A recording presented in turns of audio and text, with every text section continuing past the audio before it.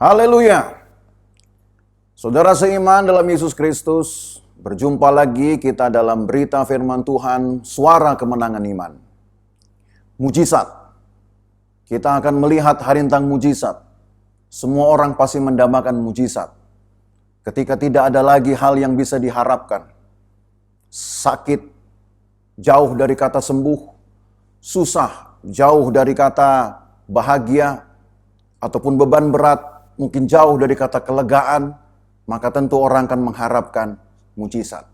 Mari kita melihat dalam Yosua pasal yang ketiga, ayat yang ke-17.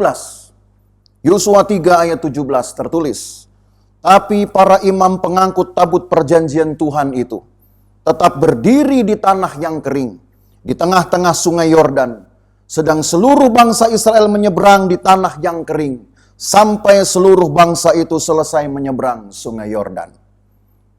1 minggu, kurang dari 1 minggu sebelum mereka masuk ke tanah perjanjian, mereka berhadapan dengan aliran air sungai Yordan, yang menurut Alkitab, dalam peristiwa ini, sedang banjir meluap, dan jarak tepi dengan tepi yang lain mencapai 1 kilometer.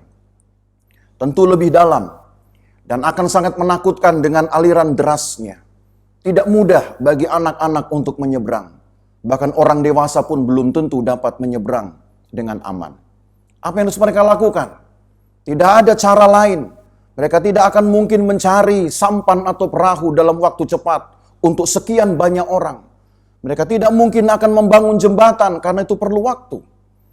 Tetapi ketika Yosua menguatkan hatinya dan atas perintah Tuhan, Yosua dianjurkan hanya untuk menguduskan orang Israel. Apa maksudnya? Karena kata menguduskan ini artinya orang Israel tidak boleh berpikir yang lain kecuali hanya datangi Tuhan, minta petunjuk Tuhan. Ada waktunya memang Tuhan mengizinkan kita seperti tidak mempunyai cara lain untuk menyelesaikan masalah. Tapi karena ada Tuhanlah, karena pengharapan kepada Tuhanlah, maka terjadilah mujizat ini. Tepat ketika imam pengangkut tabut perjanjian mencelupkan kakinya di tepi sungai, maka Tuhan membuat aliran itu putus di hulu 19 kilometer kurang lebih jauhnya.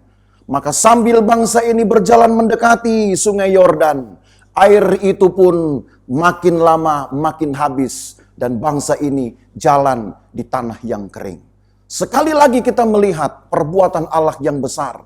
Hanya ketika umat Tuhan betul-betul konsentrasi untuk memikirkan solusinya dengan Tuhan. Ada waktunya kita bisa mendapat pertolongan dari orang lain atau dari pengalaman-pengalaman hidup kita. Tapi ada waktunya kita tunggu pekerjaan Tuhan hanya dengan membersihkan pikiran dan hati kita. Menunggu Tuhan bekerja dengan caranya. Maka tetapkanlah hatimu, tetap percaya, suarakan kemenangan imanmu.